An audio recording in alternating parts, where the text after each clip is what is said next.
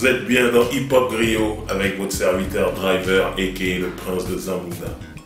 Alors aujourd'hui, je vais vous parler d'un rappeur que tout le monde connaît, qui s'appelle Rof, Monsieur ROH2F. Je vais tout simplement vous dire comment je l'ai rencontré, comment j'ai ressenti son rap, sa musique, son flow, tout ça, à ce moment, au moment même où je l'ai rencontré, parce que le jour où je l'ai rencontré, j'ai eu le droit d'écouter sa musique.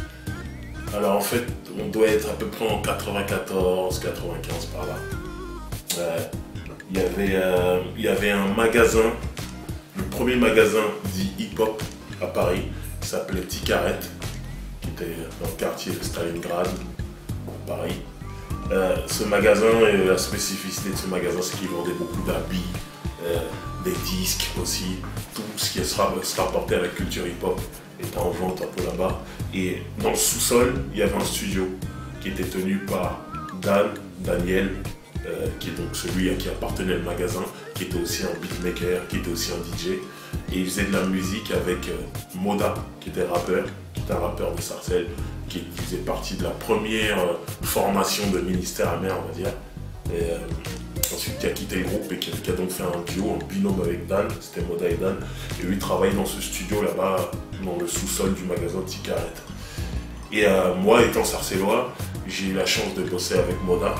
C'est lui qui m'a ramené, qui m'a fait travailler pour la première fois en studio, justement dans ce studio là-bas à Paris. Et là-bas, il y avait, c'était à une époque, j'étais collégien, je crois encore, ouais, j'étais au collège.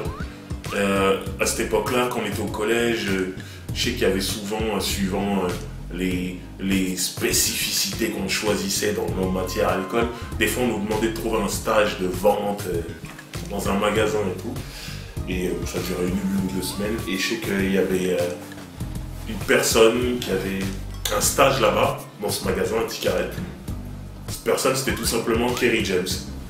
Il était là-bas, et il s'occupait de la vente des disques et tout ça.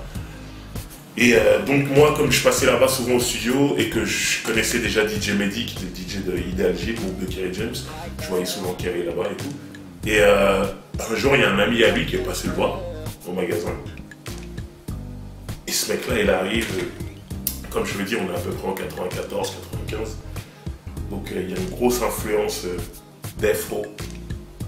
Dr. Dre avait sorti l'album de Chronique en 92, qui est un carton énorme. Snoop Doggy Dogg en 1993 avait sorti Doggy Style. C'était un carton énorme. Il y avait une grosse influence West Coast à cette époque-là. Et je vois donc l'ami de Kerry James qui rentre dans le magasin, qui arrive comme ça. Il avait une chemise à carreaux, comme les gangbangers de Los Angeles, tu vois ce que je veux dire. Il avait des tresses, les mêmes tresses que Snoop l'avait dans Gin and Juice, le clip de Gin and Juice, tu vois. Il était tressé comme ça, et il rentre, il vient, il dit bonjour à Kerry, ça discute, tout ça. Et ce mec-là, c'était Rof. Donc Kerry nous le présente, ouais, c'est Rof, c'est un gars de mon coin, tout ça, machin, c'est un rappeur et tout. Et à cette époque-là, c'était une époque où ça kickait tout de suite. Et comme je le dis, on vendait, dans ce magasin-là, on vendait des disques. Donc il y avait des maxi, et notamment un maxi qui cartonnait à l'époque, c'était Craig Mack. C'était une des premières productions de celui qu'on appelle P. Diddy aujourd'hui, ou Diddy, mais qu'on appelait Puff Daddy à l'époque, Bad Boy Record. C'était le morceau, c'était Flavor in the Year. Et c'était le morceau le plus dingue du moment. Donc ce qui s'est passé, c'est que Dan, qui a le magasin, il a mis la version instrumentale de ce morceau-là. Et il a dit, allez-y, kické. Et ce jour-là, je me rappelle, tout le monde avait rappé, j'avais rappé. Il me semble que Moda avait rappé, Kerry James avait rappé. Et Rof, quand il a rappé, c'était une mitraillette. Quand je dis une mitraillette, ça veut dire vraiment, il avait un flow d'assassin. C'était la première fois que je l'entendais, la première fois que je le trouvais déjà très fort.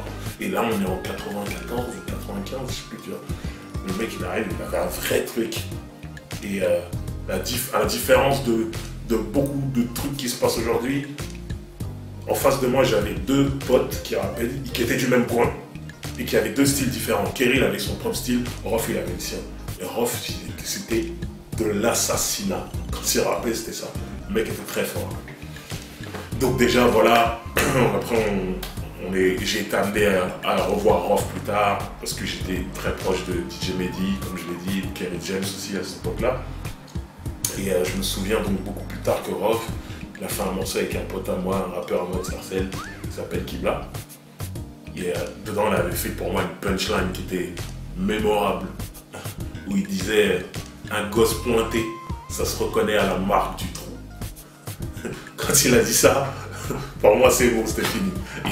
Il avait envoyé une vraie punchline, et je te dis ça, je te parle de 95, 96, tu vois, ça date, il avait déjà des phases dans son écriture, il avait son flow qui était déjà transcendant.